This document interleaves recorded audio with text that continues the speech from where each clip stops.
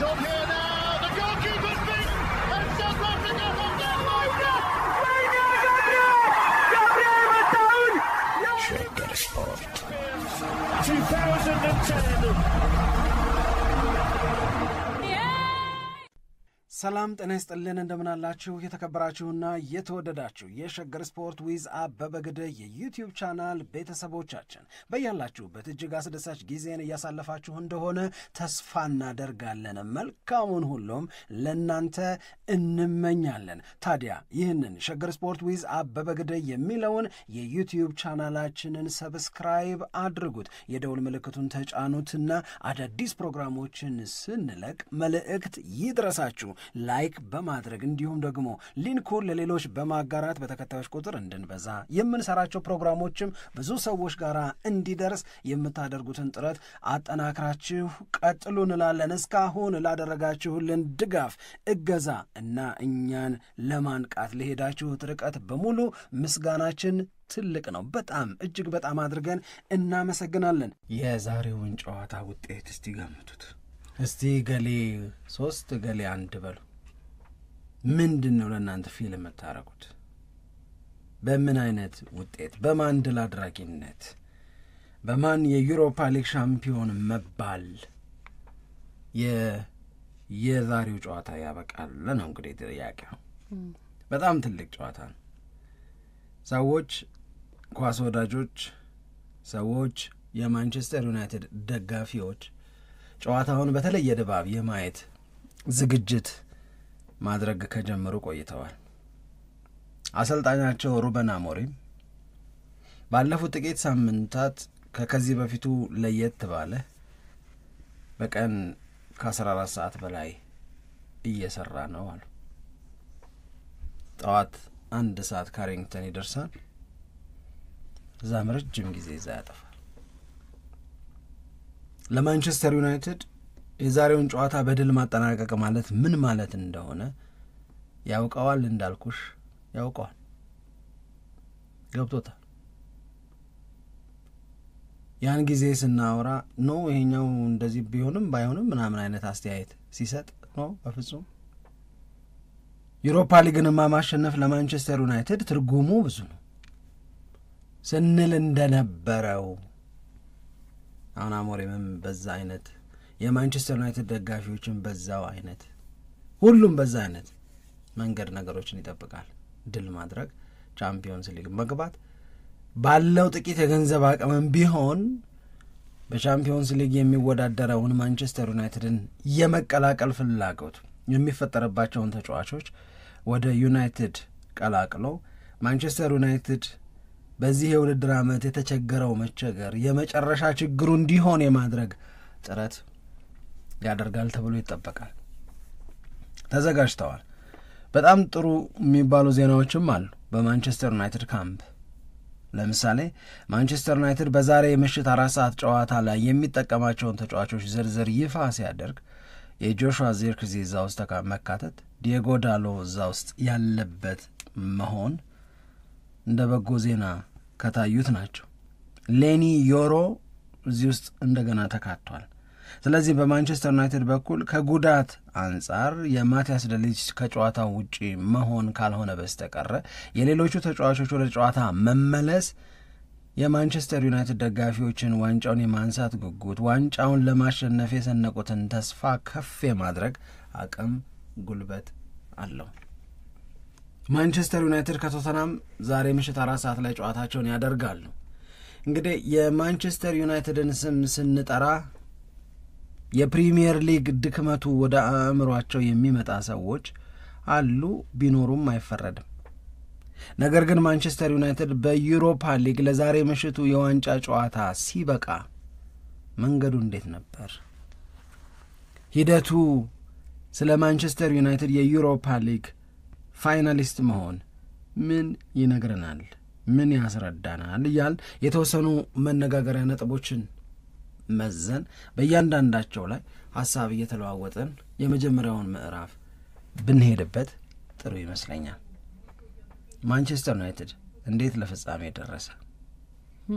የፕሪሚየር ሊጉ ደካማ የዩሮፓ ሊጉ ጎበዝ እንዴት ሊሆን ቻለ?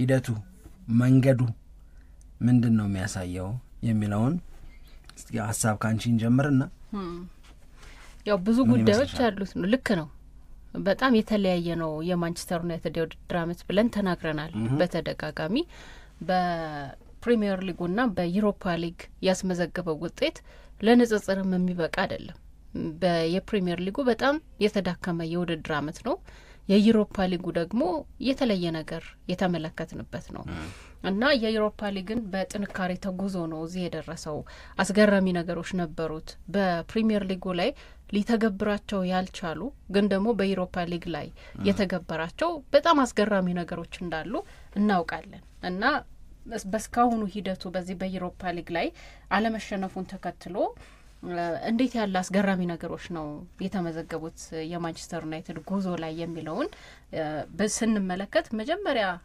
በጣም በብዙ ሰዎች የሚጠቀሰው እንደዚሁም ደግሞ የትንታኔ ባለሙያዎችም የሚገልጹት አንደኛው ነገር የማንቸስተር ዩናይትድ የዩሮፓ ሊግ ጨዋታዎች ላይ ፈርጊ ታይም የሚለው ነገር ተመልሶ የመጣበት እና እየታየ ነው ይሄ ፈርጊ ታይም ማለት ብዙዎቹ አድማጮቻችን ያውቁታል ብለን እንደምንገምተው የመጨረሻ ደቂቃዎች ላይ የሚቆጠሩ ጎሎች ያሉበት ጨዋታ ሲሆን በቃ ልክ ዳኛው ይሄ ጨዋታ አብቅቷል ካላሉ በስተቀረ ጨዋታው ማብቃቱን የማንቸስተር ዩናይትድ ተጫዋቾች ቀድመው አያውጁም እና የመጨረሻ ደቂቃ ላይ የሚያደርጉት ጥረትና የሚወልደው ውጤት ስንመለከት ነው በአብዛኛው የፈርጊ ታይም ተብሎ የሚጠቀሰው እና በዚህ በዩሮፓ ሊግም ላይ በተደጋጋሚ ይሄንን ነገር አይተናል በጣም በሚገርም መንገድ ነው ይሄንን እንደውም ያየ ነው አድማጮቻችን አስተውለውት ከሆነ በሚገርሙ ሁኔታዎች በእነዚህ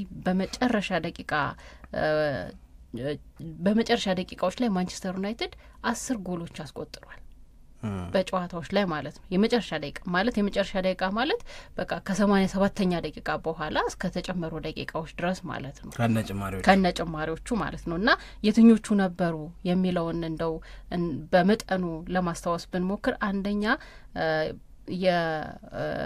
የሊግ ፌዙ ጨዋታ ላይ ከፖርቶ ጋራ ጨዋታ እየተደረገ ሃሪ ማጓየር 91ኛ ደቂቃው ላይ ጎል አስቆጥሯል ይሄ አንድ ምናስታውሰው ነገር ነው ከዛ እንደገና እንዲሁ በሊግ ፌዝ ገና ጨዋታው ላይ ከቪክቶሪያ ፕሌዘን ጋራ ጨዋታ ያደረገ ራስመስ ሆጅለንድ 88ኛው ደቂቃ ላይ ጎል አስቆጥሯል ይሄም እነዚህ ያልተጠበቁ ናቸው በተለይ ደግሞ ራስመስ ሆጅለንድን በተመለከተ ስናነሳ ብዙ ጊዜ ምናወራው ጎል እኮ ያስቆጠረው በዩሮፓ ሊግ ከቪክቶሪያ ፕሌዘን ጋራ ሲጫወቱ ነው ገና የሊግ ፌዙ ላይ ስንት ጊዜ ሆኖ ተብሎ አስተያየት ይሰጥ ነበር ያኔ ያስቆጠራት ጎል ናት እቺ 88ኛው ደቂቃ ላይ ያስቆጠረው ነው ከዛ እንደገና ብሩኖ ፈርናንዴስ ከሬንጀርስ ጋር ማንቸስተር ዩናይትድ ሲጫወት 92ኛው ደቂቃ ላይ ጎል አስቆጠረ እንደገና ደግሞ ዲያጎ ዳሎ ከሪያል ሶሲዳድ ጋር ማንቸስተር ዩናይትድ በራውንድ ኦፍ 16 ጨዋታ ያደረገ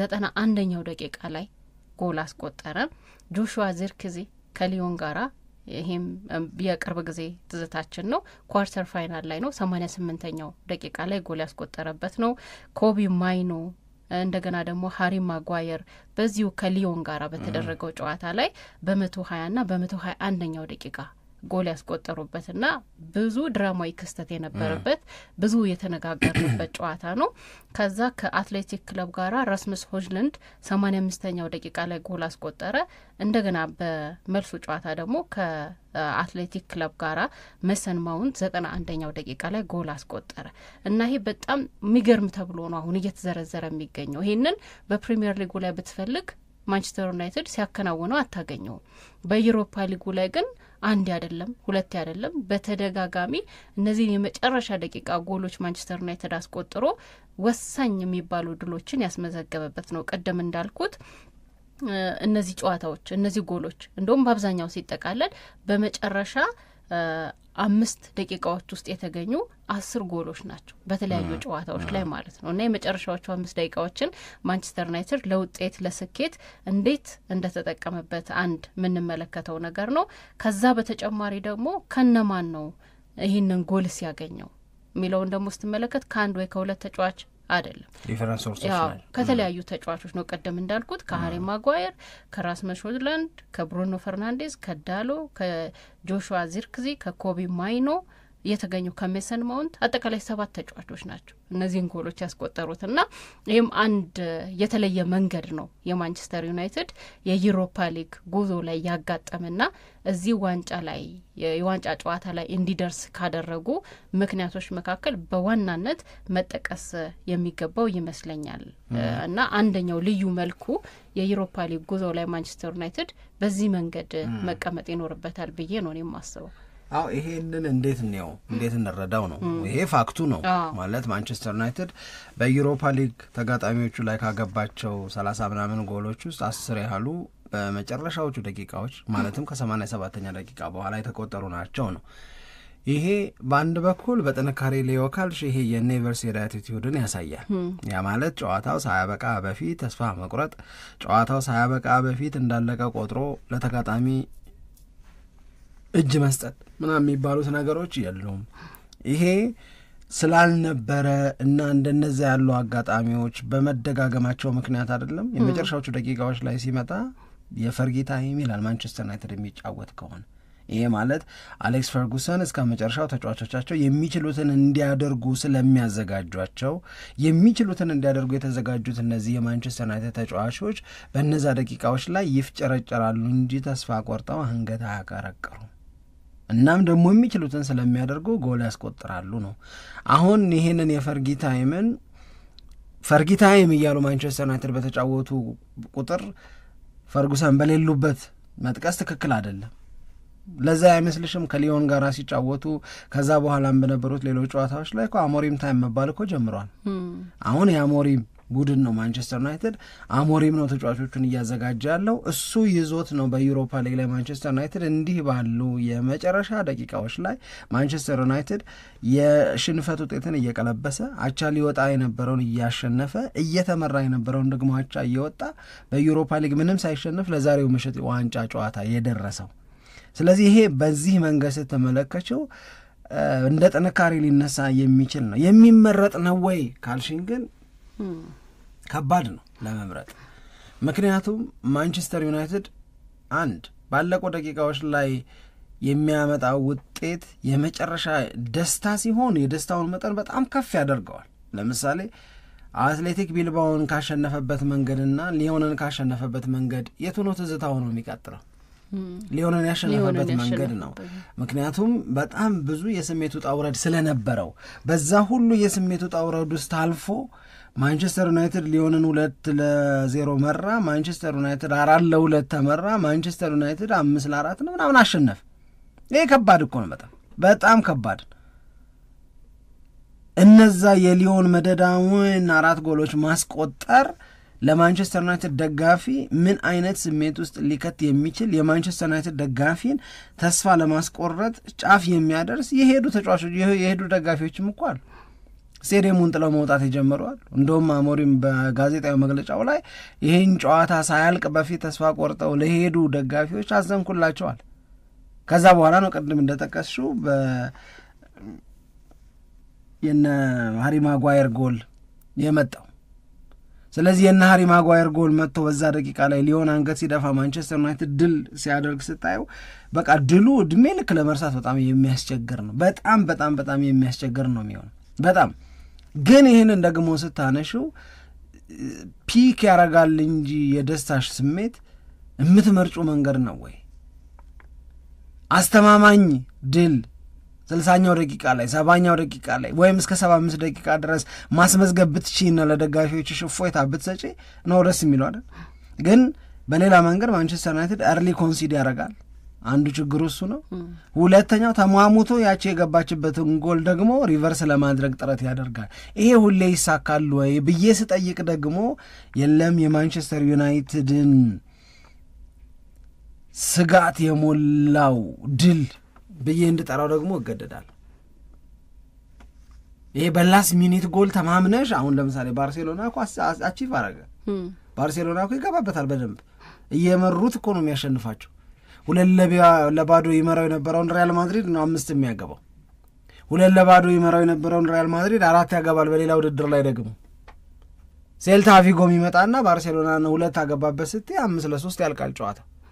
ሁሌ እንደዚህ የተመራሽ ስለምታሸንፊ መመራት አያስደነግጥሽ ይሆናል። ነገር ግን እንደተመሩ መቅረት ደግሞ ሊመጣ ይችላል። የማስቆጠር አቅምሽን አስጠብቀሽ ነገር ግን ደግሞ ጎል የሚቆጠርብሽን ነገር መቀነስ አለብሽ። ይህንን የመጨረሻ ደቂቃ መሟሟት መሯሯጥ ደግሞ አርሊ ቢያደርጉትና ድሉን ስጋት ወይ ደግሞ ያደርጉት ይሻላል እንትን ቢሆን ወይ ደግሞ ምንድነው ይሄ በቃ ወጥ ቢሆን ማለት አሁን የባርሴሎናን ምሳሌ ስታነሳ ነው ትዝ ያለኝ። ባርሴሎና 2-0ም 3-0ም እየተመራ ቢሆን እናውቃለን የሆነ ነገር ባርሴሎና ማድረግ እንደሚችል። እንደውም በአንድ ጊዜ ይሰማናል የሚሰጠን ነገር የምንመለከተው ነገርም ደግሞ ያንን ነው። እንደውም ከዚህ በፊት ባርሴሎና ይመራል እንጂ አይሸነፍም የሚለው ሀሳብ ራሱ ሲነሳ ነበር። በቃ ያንን መተማመኛ ሰጥቶናል፣ መልኩ አድርጎታል።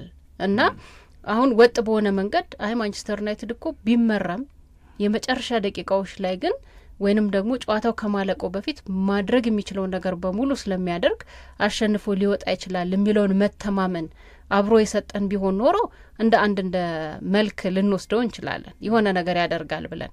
ግን ያ ማረጋገጫ ያለው አይደለም። በዩሮፓ ሊግ ላይ አሁን በተለየ መንገድ ተመዘገበ እንጂ በፕሪሚየር ሊጉ ላይ ይህንን ነገር ብንፈልግ ምናገኘው አይደለም። እንዳልከው ለደጋፊ በጣም የሚያስጨንቅ ሁኔታ አለው።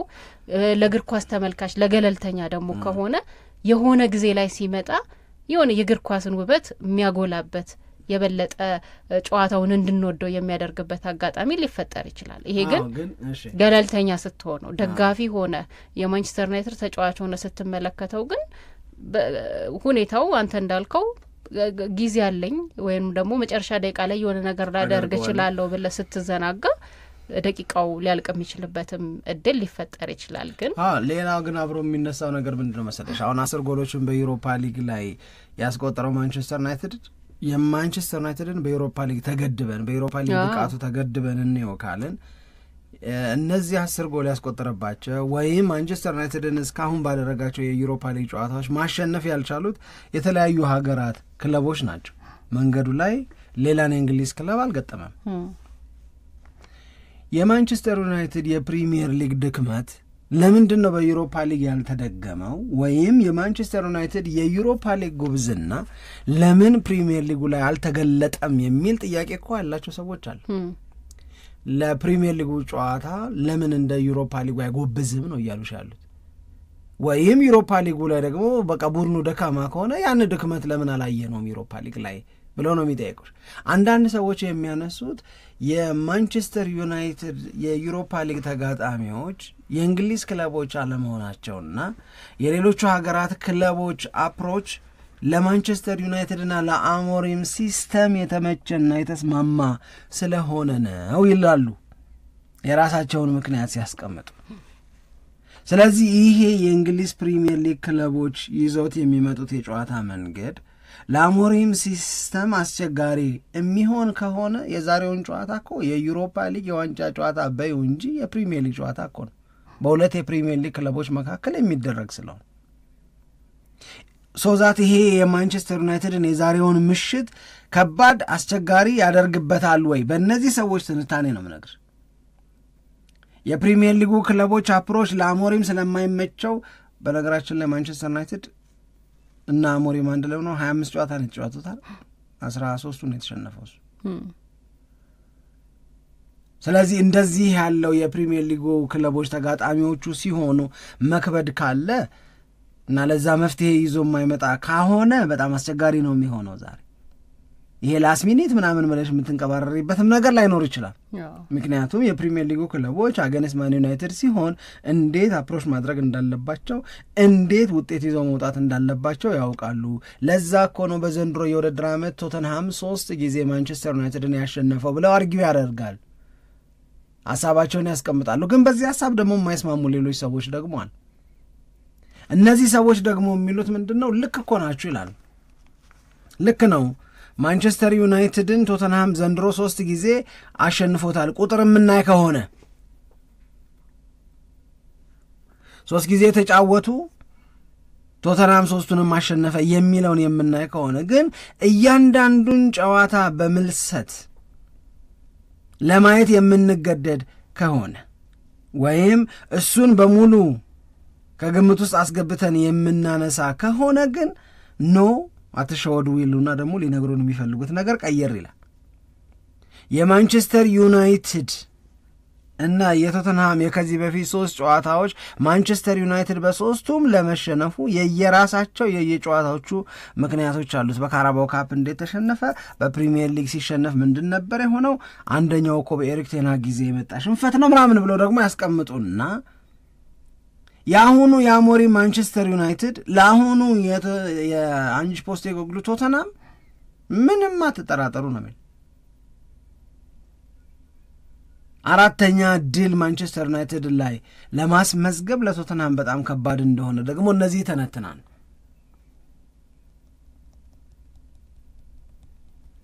አንድ ጊዜ አስታውሽ ከሆነ አላቅም 2021 ላይ በቶተንሃም ሜዳ ማንቸስተር ዩናይትድ እና ቶተንሃም ጨዋታቸውን ያደርጉ ነበር፣ የፕሪሚየር ሊግ ጨዋታቸው እና ያንን የፕሪሚየር ሊግ ጨዋታ በተመለከተ ይዘገብ የለ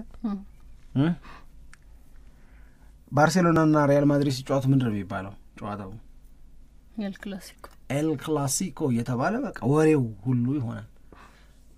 ካውንት ዳውንም ሁሉ አለው 9 ቀን ቀረው 8 ቀን ቀረው እየተባለ ይነገረናል አይደል? ታላቁ ፍልሚያ ይባላል፣ ኤል ክላሲኮ ይባላል። የ2021 በሰሜን ለንደን ቶተንሃም ሜዳ የተደረገው የቶተንሃምና የማንቸስተር ዩናይትድ ጨዋታ ግን ኤል ሳኪኮ ተብሎ ነበረ። ኤል ሳኪኮ የተባለበት ሚዲያው ነው የሚለው። ኤል ሳኪኮ የተባለበት ዋነኛው ምክንያት ኤል ክላሲኮ መሆን ስላልቻለ ነው። ትልቅ ጨዋታ መሆን ስላልቻለ ነው። ያኔ የቶተንሃም አሰልጣኝ የነበሩት የአሁኑ የኖቲንግሃም ፎረስት አሰልጣኝ ኑኖ ኤስፒሪቶ ሳንቶ ናቸው። በቶተንሃም አልሆነላቸውም ሰውየው የምታስታውሱ ከሆነ። እንደ መጣ ማንቸስተር ዩናይትድ ቤት ውስጥ ያስገረመው ደግሞ ኦሌ ጉናር ሶልሻር ያንን የምንወደውን የምንናፍቀውንና በፍቅሩ እንድንወድቅ ምክንያት የሆነንን ማንቸስተር ዩናይትድን አስታወሰን ተብሎ ኦሌ ኦሌ ኦሌ ተብሎለት ነበር። ከዛ በኋላ ግን ኦሌ ጉናር ሶልሻር የሚችለውን አደረገ፣ ከዛ በላይ እንደማይችል ደግሞ ታወቀ። ስለዚህ ሰሜን ለንደን ላይ የፕሪሚየር ሊግ ጨዋታቸውን ሲያደርጉ ለጨዋታው ኤል ሳኪኮ ብለው ስም ሲሰጡት በዚህ ጨዋታ የተሸነፈ ይባረራል ነው። ሳኪኮ ማለት ሳክ መባረር፣ ከዛ ያቺ ክላሲኮ ጋር እንድትመጣለች ስለፈለጉ ሳኪኮ አለ። ተሸናፊው የሚባረርበት ጨዋታ ብሎ ለመሰየም ነው። ማንቸስተር ዩናይትድ 3-0 አሸነፈ። ኑኖ ኤስፒሪቶ ሳንቶ ተባረሩ። አንቶኒዮ ኮንቴ የቶተንሃም አሰልጣኝ ሆኑ።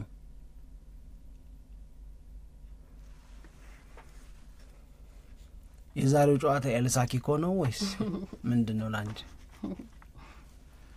የዛሬው ላይ ምናልባት ለአንጂ ፖስቴኮግሉ ሊሆን ይችላል። ምናልባት እንደዛ ሊፈጠር ይችል ይሆናል። ግን የማንቸስተር ዩናይትድ አንደኛው ጉዞ የዩሮፓ ሊግ ላይ ለየት ብሎ ከፕሪሚየር ሊጉ የተመለከት ነው። ቅድም የተወያየንበት የመጨረሻ ደቂቃዎች ላይ ጎሎቹ ሁለተኛው ደግሞ እና ዋዛው ይያልኩ ነው። አይ በጣም አሪፍ ነው፣ ጥሩ ነው። ሌላ ሁለተኛ ደግሞ መነሳት አለበት ብዬ የማስበው ነገር ማለት የምናነሳ ያለነው ለአድማጮቻችን ለማስታወስ የማንቸስተር ዩናይትድ የዩሮፓ ሊግ የፍጻሜ መድረስ ሂደቱ ላይ የነበሩት መገለጫዎች አንደኛው ላስት ሚኒትስ ጎል ነው። 10 ጎሎችን ከ87 ደቂቃ በኋላ ያገባ ቡድን ነው። ሁለተኛ ደግሞ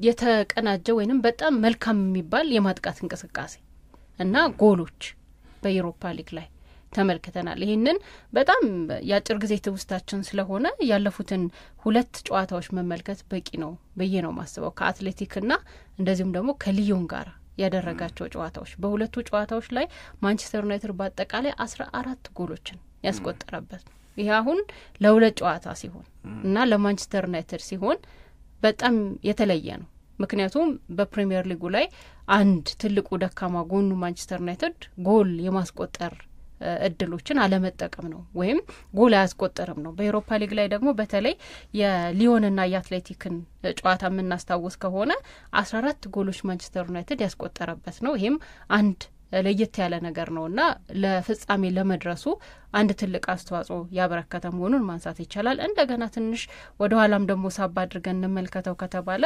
ከሪያል ሶሲዳድ ጋር ባደረገው ጨዋታ ላይ ማንቸስተር ዩናይትድ 5 ጎል ማስቆጠር የቻለበት ነው እና አጠቃላይ እንግዲህ ስትመለከተው 19 ጎሎችን አስቆጥሯል በእነዚህ 3 ጨዋታዎች ብቻ ማለት ነው እና ይሄ በእነዚህ ከሶስቱ ክለቦች ጋር በተደረጉት ጨዋታዎች እና ለማንቸስተር ዩናይትድ ለየት ያለ ነገር ብለን በዩሮፓ ሊግ ጉዞ ላይ ስናነሳ አንድ የምንመለከተው ነገር ይሄ ነው።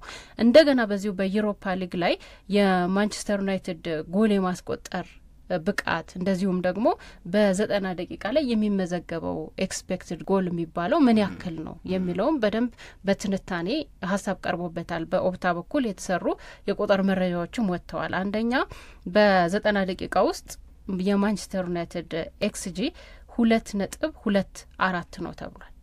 ይሄ በዩሮፓ ሊጉ ላይ ማንቸስተር ዩናይትድን አንደኛ ነው የሚያስቀምጠው። በ90 ደቂቃ ነው በ90 ደቂቃ 2.24 ኤክስፔክትድ ጎልስ ጎል እንዲሆኑ የሚጠበቁ አጋጣሚዎች ማለት ነው። ይሄ አንደኛ ደረጃ ላይ እንዲቀመጥ ያደርገዋል። በተቃራኒ ሜዳ ላይ ወይንም ደግሞ በተጋጣሚ ክልል የፔናልቲ ኤሪያ አካባቢ ላይ የሚገኙ ተቾች ደግሞ ምን ያክል ናቸው ተብሎ ሲገለጽ 36.7 ነው።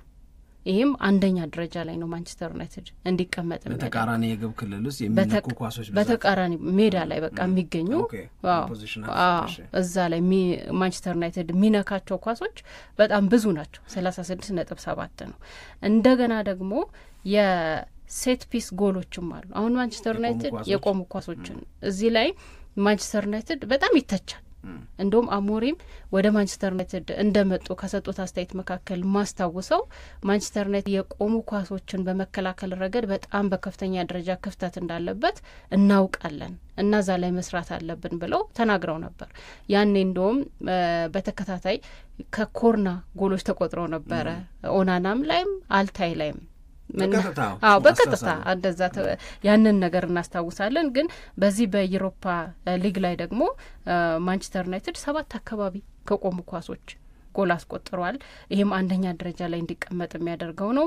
በ90 ደቂቃ ውስጥ በአጠቃላይ የሚያደርጋቸው ሙከራዎች ደግሞ 17.6 ነው። ይህ ሁለተኛ ደረጃ ላይ እንዲቀመጥ የሚያደርገው ነው። የኳስ ቁጥጥር በጨዋታ ላይ 57.1 ነው። ይህም ሁለተኛ ደረጃ ላይ እንዲቀመጥ የሚያደርገው ነው። ስለዚህ የዩሮፓ ሊግን ጉዞውን የማንቸስተር ዩናይትድ ስትመለከተው በጨዋታዎቹ ላይ የሚያስመዘግባቸው ቁጥሮች የሚያደርጋቸው እንቅስቃሴዎችም በጣም የተሻለና ጥሩ ሆነው በቃ አንድ የተሟላ ቡድን የሚገለጥበት ሊይዝ የሚችለውን ቁጥር ኳሊቲ የሚያሳዩ ናቸው እና የተለየ ነው የዩሮፓ ሊግ ጉዞ ተብሎ ሲጠራ በቃ እንደነዚህ አይነት ማሳያዎች አሉ። በፕሪሚየር ሊግ ስሙ አትጥሩት ስንል የነበረው ይሄንን አይደለ? ይሄንን ነው የሚያሳየው። በዩሮፓ ሊግ ማን ዩናይትድ ለፍጻሜ የደረሰው ስለሚገባው ነው። ይሄ በድል ሾልኮ እንደምንም ብሎ ምናምን የሚባሉት ነገሮች አይገልጹትም። የኮምፒቲሽኑ ወይም የውድድሩ ጎበዝ የውድድሩ ጠንካራ ማንቸስተር ዩናይትድ ነው። አንዳንድ ሰዎች ምን ይላሉ? ኖ ከቻምፒዮንስ ሊግ ተፋሰስ የለም ዘንድሮ ወደ ዩሮፓ ሊግ። ስለዚህ ይሄ ማንቸስተር ዩናይትድን እና ቶተንሃምን ለፍጻሜ ያድርሷቸዋል ይላሉ። አስተዋጽኦ ሊኖረው ይችላል። ይሄ አስተያየት እውነት ሊሆን ይችላል። ነገር ግን ማንቸስተር ዩናይትድ ግጠም ከተባሉት ክለቦች ጋር ተጋጥሞ ፌስ ካረጋቸው ክለቦች ላይ የበላይነትን ወስዶ ነው እዚህ ደረጃ የደረሰው። ይሄ የማንቸስተር ዩናይትድ ለምሳሌ ቅድም ስታስቀምጭ የነበረው 2.4 የሆነ ኤክስጂ አለ። ማንቸስተር ዩናይትድ ደግሞ ሪያል ሶሴዳድ፣ አትሌቲክ ቤልባኦ እና ኦሊምፒክ ሊዮን ሲገጥም በድምሩ እነዚህ ክለቦች ላይ 19 ጎል አግብተዋል። አሁን በሶስቱ ጨዋታዎች ላይ ብንሄድ ለምሳሌ የማንቸስተር ዩናይትድ አቬሬጅ ኤክስጂ ወይም አማካኝ ለግብ የሚጠበቁ እድሎች ኳሶች ብለን ስንወስድ 2.4 ከሆነ በእነዚህ 3 ጨዋታዎች 3 ክለቦች ጋር በተደረጉ 6 ጨዋታዎች ሁሉም የጥሎ ማለፍ ጨዋታ ከሆኑ 6 ጨዋታ ነው የሚደረገው ሆም ኤንድ አዌይ ስለዚህ በዚህ በሆም ኤንድ አዌይ ጨዋታዎች ላይ 19 ጎል አገባሽ ማለት ከ3 በላይ ጎል አገብተሻል በአንድ ጨዋታ በአማካይ ማለት ነው። ይሄ ማለት 19ን ለ3 እንደማካፈል ነው። 19ን ለ3 ታካፊ ደግሞ ከ3 በላይ ነው የሚሆነው ለ6 ታካፊው። ስለዚህ ይሄ የሚሆነው ወደ 3.1 ጎል ያገባል። ማንቸስተር ዩናይትድ በፕሪሚየር ሊግ አንዱ ደካማ ነገሩ ምንድነው መሰለሽ? የግብ ዕድል አለመፍጠር አይደለም፣ የፈጠረውን የግብ ዕድል ወደ ጎልነት መቀየር ላይ ስንፍና አለ። አሞሪም የማንቸስተር ዩናይትድን ችግር ለይቼዋለሁ፣ የማንቸስተር ዩናይትድን ጥንካሬ ለማምጣት ምን እንደሚያስፈልግ ገብቶኛል ብሎ ሲናገር ሜንሽን ካደረጋቸው ነገሮች መካከል አንደኛው የማጥቃት አቅማችንን ማስተካከል ነው። አጥቂው ፋይናል ሰርድ ላይ ሲንደርስ ኳሱን ይዘን ፋይናል ሰርድ ላይ ስንደርስ በድንገት ደካሞች እንሆናለን። እዛ ጋር ሲደርስ ኳሶች በተደጋጋሚ ይበላሻሉ። እዛ ጋር መስራት አለብን ይላል። በዚህ ምክንያት የማንቸስተር ዩናይትድ ለግብ የሚጠበቁ ኳሶች በፕሪሚየር ሊግና የማንቸስተር ዩናይትድ ተጋጣሚዎቹ ላይ ያገባው የፕሪሚየር ሊግ ጎል ብዛት አይመጣጠንም፣ ኔጌቲቭ ነው። ምን ማለት ነው መሰለሽ? ኤክስጂ የሚያሳይሽ ነገር ይሄ ቡድን ከነበረው እንቅስቃሴ ሲያደርግ ከነበረው ጥረት ይህንን ያህል ጎል እንዲያገባ ይጠበቅበት ነበረ፣ ይህንን ያህል ጎል ለማግባት የሚያስችል ሁኔታ ላይ ደርሶ ነበረ ነው። ኤክስጂ ማለት እሱ እኮ ነው፣ ሌላ ነገር እኮ አይደል። ይህንን ያህል ጎል ሊሆኑ የሚጠበቁ ነገሮች ነበሩ። I'm not expecting this ስትይ ለምሳሌ ይሄ ነገር ይሆናል ብዬ አልጠበቅኩም ነበር ነው አይደለም እንግሊዘኛው ቃሉ። ኤክስጂ ሲባል እንደው አጣጥረን እንጥራ ያልን ሰዎች ያበላሽተ ነው እንዳይሆን እንጂ ኤክስፔክትድ ጎልስ ማለት ነው። ጎል እንዲሆኑ የሚጠበቁ ለጎልነት የተጠበቁ ጎል ይሆናሉ ብለን የጠበቅናቸው ነገሮች ማለት ነው። ከዛ ጎል ይሆናሉ ብለን የጠበቅናቸው ነገሮች 2.4 ሆነው ማንቸስተር ዩናይትድ ግን በእነዚህ 6 ጨዋታዎች ላይ ያገባው 3.1 ከሆነ ጎል ይሆናሉ ብለው ከሚጠበቀው በላይ አግብተዋል ማለት ነው። ያ ማለት ለጎል የማይጠበቁትንም ጭምር ጎል አድርጓቸዋል ማለት ነው። ዩሮፓ ሊግ ላይ ሲሆን ጨመር አድርጓል። ለጎል የሚጠበቁትን አግብቶ እንደገና ለጎል የማይጠበቁትንም አግብቷል። ስለሆነም በኤክስፔክትድ ጎልስ እና በአክቹዋል ጎልስ መካከል ያለው ዲፍረንስ ፖዚቲቭ ነው። ፕሪሚየር ሊግ ላይ ግን ኔጌቲቭ ነው። እንኳን ተጨማሪ እንደ ዩሮፓ ሊጉ ሊያገባ ይቅርና ለጎል የሚጠበቁትን እንኳን ጎል ማድረግ ስላልቻለ ኤክስጂ ቨርስስ ወይም የኤክስጂ እና አክቹዋል ጎል ሬሽዮ ሲወጣ የማንቸስተር ዩናይትድ ቁልቁል ነው። የአንድ ቡድን ጥንካሬ በተለይ በማጥቃት እንቅስቃሴ የሚለካው ደግሞ ኤክስጂው እንዴት ነው፣ አክቹዋል ጎሉ እንዴት ነው የሚለው ነገር ይነሳና እሱ ፖዚቲቭ ከሆነ ግራፉ ወደ ላይ የሚያሳይሽ ከሆነ ከማጥቃት አንጻር ይሄ ቡድን ችግር አለበት እንከን አለበት ብሎ መተቸት ያስቸግራል። እንደዛም ሆኖ የሚስታቸው ኳሶች እኮ ሊኖሩ ይችላሉ፣ ግን ጤናማ ዞን ውስጥ ሆኖ ነው የሚተቸው። መቃብር ውስጥ ሆኖ አይደለም፣ ታች ሆኖ አይደለም፣ ከመሬት በታች ሆኖ ምናምን አይደለም፣ ላይ ሆኖ ነው ይሄ የሚሰጠው። አሁን ያስቀመጥሻቸው የተደራጀ በማጥቃት እንቅስቃሴ ላይ ያለው የማንቸስተር ዩናይትድ የተሻለ አቅም በዩሮፓ ሊግ ላይ ፕሪሚየር ሊግ ላይ ደብዛውም የለም ነው ማለት። የዛሬው ጨዋታ ላይ ለማንቸስተር ዩናይትድ ምን ያሰጋሃል ካልሽኝ የማንቸስተር ዩናይትድ ተጋጣሚ የፕሪሚየር ሊግ ለመሆኑ ነው የሚያሰጋኝ። እሱም በእውነት ነው፣ በተለየ መንገድ መታየት አለበት። ምክንያቱም የዩሮፓ ሊግ ስኬቶቹን ጉዞውን ስንመለከት ቅድም እንዳልከው የፕሪሚየር ሊጉ ላይ ያለውን ጉዞ በተመለከተ የሚቃረኑ ናቸው። በዚህኛው በኩል በጣም ጠንካራ ነው፣ ግን የፕሪሚየር ሊግ ክለብን ደግሞ አግኝቶ በዚህ ውድድር ላይ እስካሁን ድረስ አለመምጣቱ እንደገና ማንቸስተር ዩናይትድን በተመለከተ በምን መንገድ ማቆም እንደሚቻል ቶተናም የተሻለ ግንዛቤ አለው ብለን እንረዳለን። የፕሪሚየር ሊግ ክለብ ስለሆነ ደግሞ በዚህ የውድድር ዓመት 3 ጊዜ ተገናኝተው በተለያዩ አጋጣሚዎች 3 ጊዜ ሆነም ስላሸነፈ ማለት ነው። ለማንኛውም ግን አንደኛው በቃ የዩሮፓ ሊጉ የማንቸስተር ዩናይትድ የተለየ መገለጫ ተብሎ ሊጠቀስ የሚችለው ጎሎች ማስቆጠር መቻል ነው። ከዛ ጎን ለጎን ደግሞ በነገራችን ላይ በዩሮፓ ሊግ ብዙ ጎል ያገቡ ተጫዋቾች የደረጃ ሰንጠረዥንም በመምራት ረገድ እኮ የማንቸስተር ዩናይትድ ተጫዋቾች አሉበት። ይሄም የሚያሳየን ነገር አለ። ለምሳሌ ብሩኖ ፈርናንዴስ 7 ጎሎች አስቆጥሯል እና በመጀመሪያ ደረጃ ላይ እየመሩ ከሚገኙት ተጫዋቾች መካከል አንደኛው ነው። ይሄ አንድ መነሳት አለበት። እንደገና እኔ የሚገርመኝ ራስመስ ሆይሉንድ ራሱ በዚህ በዩሮፓ ሊግ ውድድር ላይ 6 ጎሎች አስቆጥሯል። በደረጃ ሰንጠረዡ 4ኛ ደረጃ ላይ ነው የሚቀመጠው። ብዙ በእርግጥ ይህንን ቁጥር 6 ጎል ያገባሉ። እንደገና ዲያጎ ዳሎት 3 ጎሎች እንደዛ ማስቆጠር ችሏል። ይህም አንድ በከፍተኛ ጎል አስቆጣሪዎች ዘንድም የማንቸስተር ዩናይትድ ተጫዋቾች የበላይነት እንዳላቸው መነሳት ይችላል። እንደገና አሲስትንም በተመለከተ ማንሳት ከፈለግን ብሩኖ ፈርናንዴዝ አሁንም በዩሮፓ ሊግ እስካሁን ድረስ በተደረጉ ጨዋታዎች 4 ለጎል የሚሆኑ ኳሶችን ለቡድን ጓደኞቹ አመቻችቶ ሰጥቷል። በአሲስት የደረጃ ሰንጠረዥ 3ኛ ደረጃ ላይ የሚቀመጥ ተጫዋች ነው። አሌሃንድሮ ጋርናቾ 4 አሲስት አለው፣ እሱም 3ኛ ደረጃ ላይ ነው። እንደገና ማኑኤል ኡጋርቴ ደግሞ 4 አሲስት አለው፣ እሱም በዚህ በዩሮፓ ሊግ። 3ቱም በደረጃ ሰንጠረዡ በአጠቃላይ በአሲስት ማለት ነው 3ኛ ደረጃ ላይ የሚቀመጡ ናቸው። ስለዚህ ማንቸስተር ዩናይትድን በተመለከተ እስካሁን ድረስ በዩሮፓ ሊጉ 14 ጨዋታዎችን አድርጓል። እነዚህን 14 ጨዋታዎችን ሲያደርግ 9ኙን አሸንፏል፣ 5ቱን ደግሞ በአቻ ውጤት ነው ያጠናቀቀው። ምንም አይነት ሽንፈት የለውም። በተደጋጋሚ ጊዜ እንደተናገር ነው በእነዚህ በ14 ጨዋታዎች 35 ጎሎችን አስቆጥሯል። በእያንዳንዱ ጨዋታ በአቨሬጅ ወደ 2.5 ጎል ማለት ነው በእያንዳንዱ ጨዋታ እና የተቆጠረበት ጎል ደግሞ 18 ነው።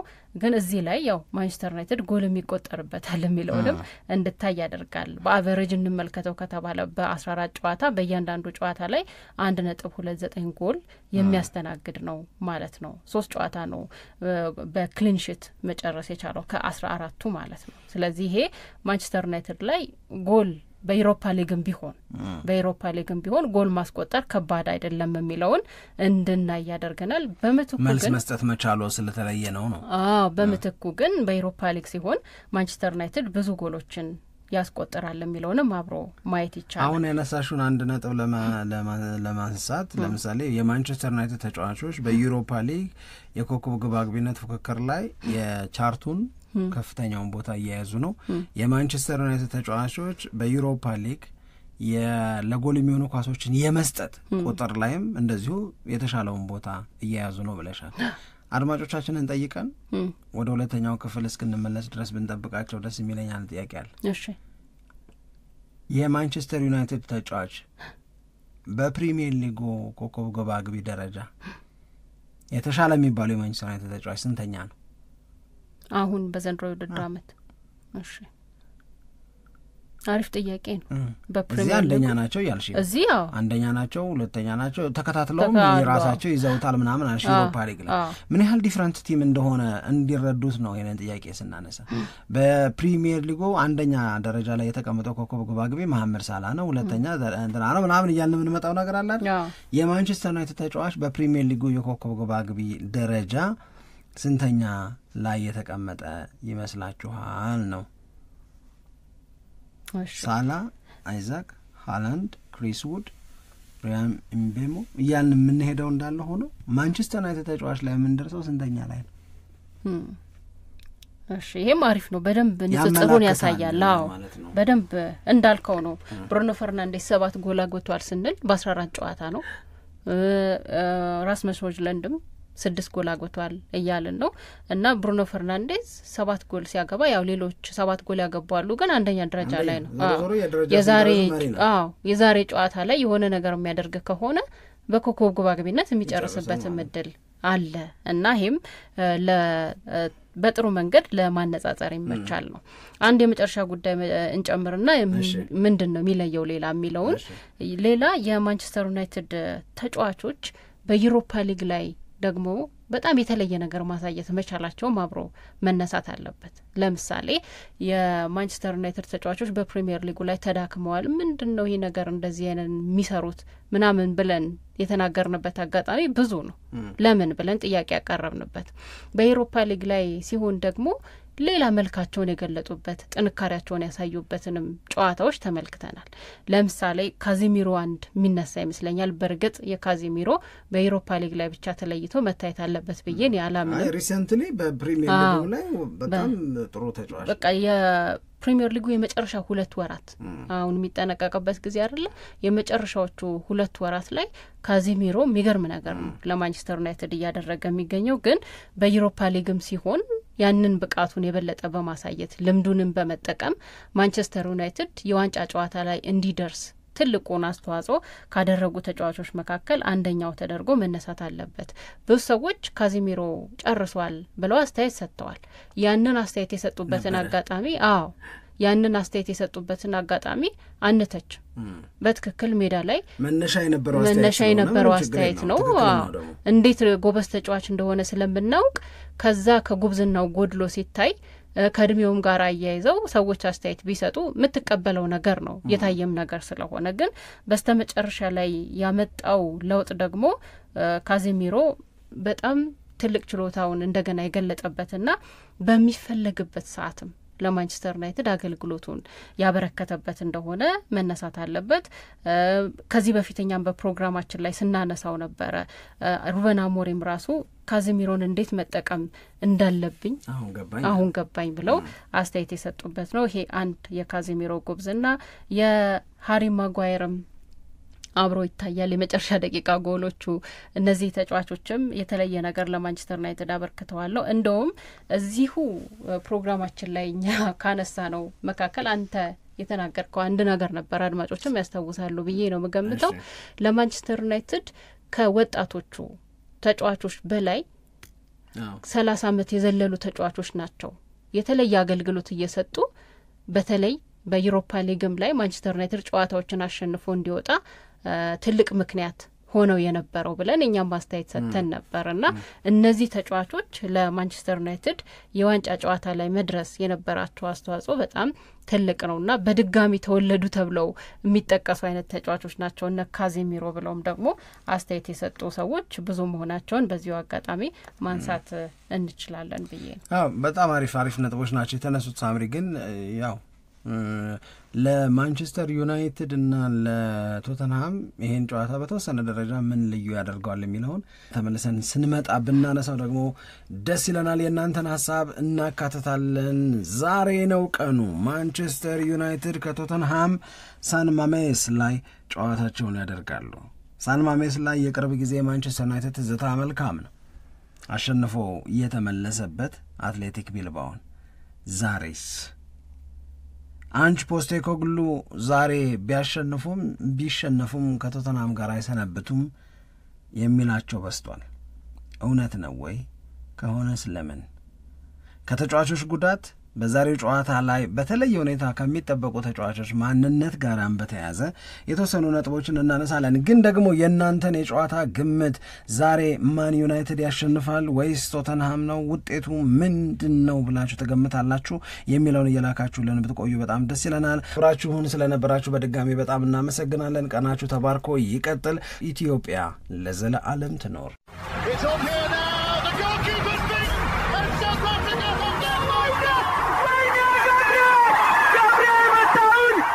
Shaker Sport 2010